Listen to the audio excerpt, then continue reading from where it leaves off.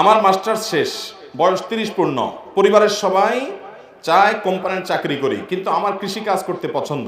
অনেকে আমাকে নিয়ে সমালোচনা করে, এতে বাবার মান অনেক খারাপ হয়, আমিও হতাশাগ্রস্ত। এই প্রশ্নকারী ভাইকে পাইলে আমার একটু বুকে জড়ায় ধরতে ইচ্ছা করছে। আহ, এত সুস্থ এবং সুন্দর চিন্তার মানুষ, যুবক আমাদের দেশে আছে মাশাআল্লাহ। ভাইরা আমার, আমাদের মুসলমানদের মধ্যে কেন জানি গোলামি করতে খুব মনে চায়। আমার অফিসে এক ভদ্রলোক আমাদের আসুন্নাহ ফাউন্ডেশনের ত্রাণ কার্যক্রমে অংশগ্রহণ করেছে, ইঞ্জিনিয়ার মানুষ। বললাম, ভাই কি করেন? বলে, হুজুর বেকার আছি, আমি চাকরির চেষ্টা করছি, চাকরি পাচ্ছি না। তাই বললাম, চাকরি কেন করবেন, ব্যবসা শুরু করে দেন। 10 কেজি আম কিনে আমের সিজনে রাস্তার পাশে বসে যান। সাধারণত একটা শিক্ষিত ছেলে এটা শুনলে অপমান বোধ করে, হুজুর আমি তো আপনার কোনো ক্ষতি করি না, আমার ছোট করলেন কেন আপনি? আমি রাস্তার ধারে বসে আম বিক্রি করবো ফুটপাতে? আইআইইউসিতে, চট্টগ্রাম আন্তর্জাতিক ইসলামী বিশ্ববিদ্যালয় ওরিয়েন্টেশন প্রোগ্রামে আমাকে দাওয়াত দেওয়া হয়েছে ওরিয়েন্টেশন স্পিকার হিসেবে।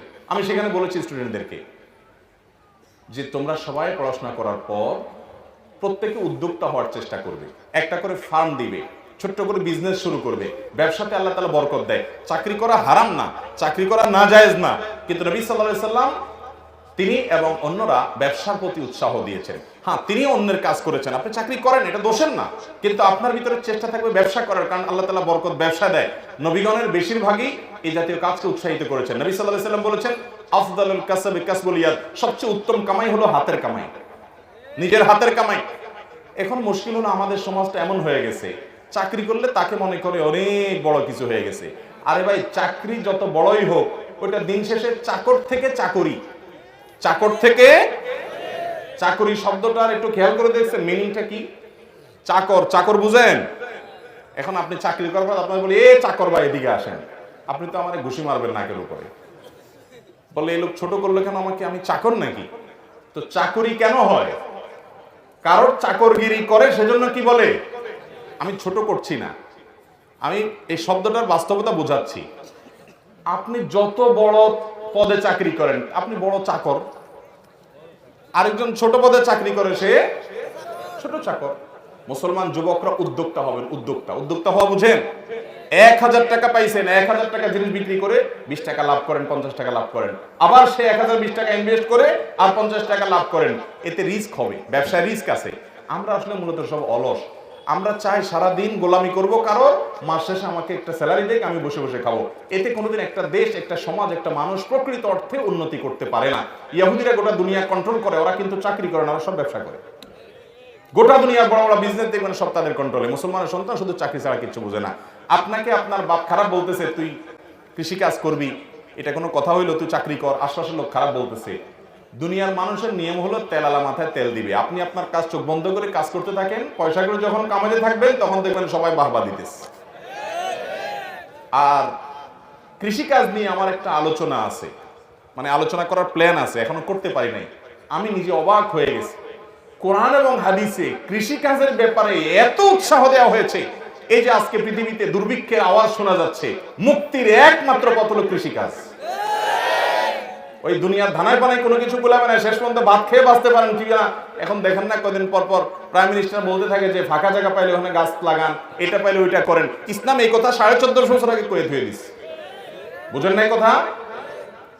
আমরা তো বড় লোকই জাহির করি, আপনাদের এই অঞ্চলে বেশি নাই। ওই ঢাকার ওই সাইডে, কুমিল্লার ওই সাইডে দেখা যায় ক্ষেত সব খালি, চাষ করে না। কেন চাষ করেন না? বলে যে আমার ছেলে মেয়ে 2টা বিদেশে আছে, 3টা সৌদি আরব আছে, আমি কাজ করব।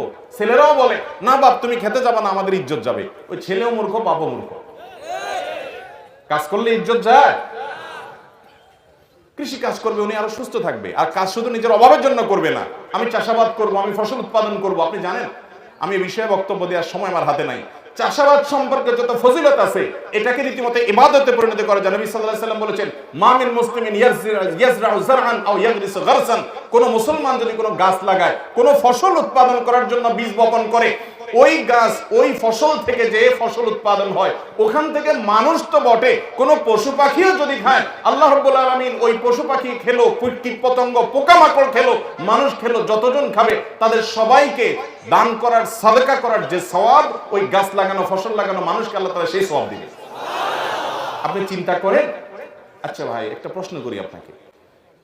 আপনাকে আল্লাহ অনেক পয়সা করে দিছে, মেয়র সাহেবের আল্লাহ তাআলা অনেক টাকা পয়সা দিয়েছেন, উনি 200, 500, 2000, 5000 মানুষ খাওয়াইতে চাইলে খাওয়াইতে পারেন না, সম্ভব। কিন্তু উনি যদি চান যে এই ঝিনাইদহ জেলাতে যত কীট পতঙ্গ, পোকা মাকড় ছোট বড় আছে, এখান থেকে 500 বা 1000 পোকা মাকড়ের আমি একবেলা দাওয়াত খাওয়াবো, সম্ভব? পোকা মাকড়ের দাওয়াত দিবে কেমনে? দাওয়াত দিতে পারবে না, খাওয়ানো তো পরের কথা, ঠিক না ঠিক? কিন্তু একটাই বুদ্ধি, সেটা হলো আপনি কৃষি কাজ করেন, আপনি চাষাবাদ করেন, দাওয়াত দেওয়া লাগবে না, বিনা দাওয়াতে ওরা এসে খেয়ে যাবে, ঠিক না ঠিক? ওদেরকে খাওয়াইলে সওয়াব হবে না? আপনারা জানেন না হাদিস?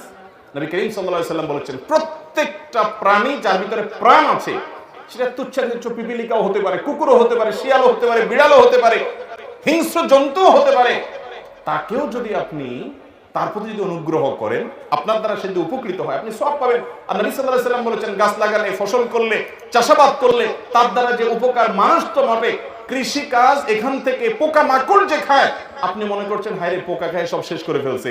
মুসলমানের লস বলতে কিছু নাই, যার ভিতরে ঈমান নাই ও তো ব্যাড স্যাড বলে হাউতাশ করবে। আপনার হাউতাশ করা লাগবে না, আপনি মনকে সান্ত্বনা দিতে পারবেন, আলহামদুলিল্লাহ পোকা মাকড় রিজিকের ব্যবস্থা হয়েছে, আমার চেষ্টা দ্বারা সওয়াব আল্লাহ তাআলা আমার আমলনামায় দিবেন। ইমানদার হলো হাতির মতো, মরলেও লাগ বাঁচলেও টাক, নিজে ফসল উঠেছি তাও ভালো, পোকা মাকড় খাইছে লসের কিছু নাই, সওয়াব আমি পাবো ইনশাআল্লাহ। চাষাবাদ করবেন তো ইনশাআল্লাহ? এটা ছোট মনে করবেন? ঠেলায় পড়লে সব ওই চাষাবাদের দিকে আসা লাগবে। আল্লাহ আমাদেরকে বুঝার তৌফিক দান করুন। এই জন্য ভাইরা কে কি বলছে এসব দেখার দরকার নেই, নিজেরা সঠিক পথে থাকবো।